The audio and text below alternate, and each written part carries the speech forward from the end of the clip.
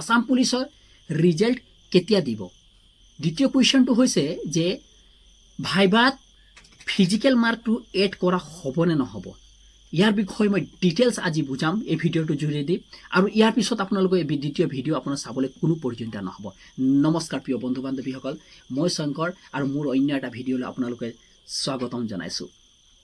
প্ৰথম কথাটো হৈছে যে মই আজি এই স্ক্ৰীনশ্বটটো চাওক, মই আজি SLPRBৰ অফিচিয়েলি ৱেবছাইটত যিটো আপোনালোকৰ নাম্বাৰটো আছে তাত ফোন কৰিছিলোঁ। আৰু ফোন কৰাৰ মানে তেওঁলোকৰ বিষয়া এজনে মানে এজনী ছোৱালী মহিলা আছিলে, তেওঁ উঠাইছিলে ফোন কল।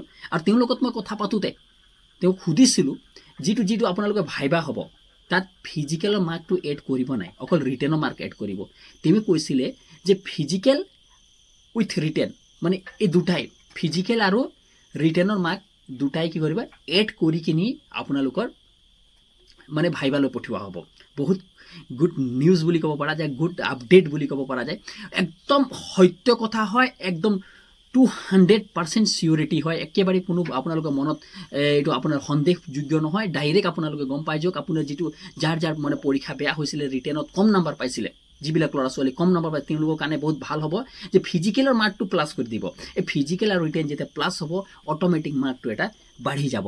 সেইটো কাৰণে তেওঁলোকক মানে তেওঁলোকে গুড মানে বহুত ভাল হয়। আপোনাৰ যদি বহুত ভাল হৈছে, আপোনাৰ যদি সঁচাকৈ বাট সুখী হৈছে, ভিডিঅ'টো মানে চেনেলটো ছাবস্ক্ৰাইব কৰিব নাপাহৰিব। আৰু ভাল এটা আপডেট আৰু মই এটা দি আছোঁ। এতিয়া কথাটো হৈ গ'ল যে চবতকৈ ইম্পৰ্টেণ্ট কথাটো হৈছে যে ৰিজাল্ট কেতিয়া দিব, হয়নে নহয়? আপোনালোকৰ মনত আছে এই প্ৰশ্নটো, আপোনালোকেও ভাবি আছে যে ৰিজাল্ট কেতিয়া দিব।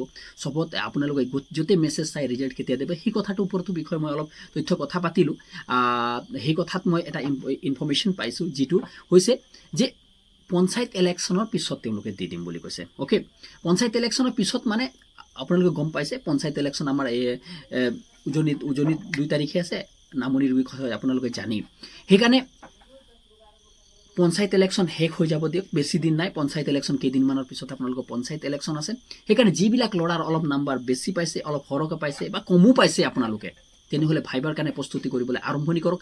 আমি নিজৰ ফালে টেলিগ্ৰাম এটা চেনেল আনি দিম বহুত সহজে, য'ত সম্পূৰ্ণভাৱে ফ্ৰীকৈ পুৰা কোৰ্চ দিয়া হ'ব, ফুল কোৰ্চ দিয়া হ'ব, জুম মিটিং হ'ব, মক টেষ্ট দিয়া হ'ব, কি ধৰণে আপুনি প্ৰস্তুতি চলাব, সম্পূৰ্ণ ডিটেইলছ ভিডিঅ'টো থাকিব। আপুনি একবাৰ আপুনি যেতিয়া শিকি যাব, আপোনাৰ পুৰা লাইফ টাইম সেই ভিডিঅ'টো আপোনালোকৰ কাম আহিব। কিয়নো অকল ভাইবাৰ কাৰণে নহয়, লাইফৰ কাৰণে কথা ক'বলগীয়া সময় লাগে বা কথা কেনেকৈ ক'ব লাগে, কেনেকৈ পাতিব লাগে, পুৰা ডিটেইলছ আছে সেই ভিডিঅ'ত। তেতিয়ালৈ ধন্যবাদ।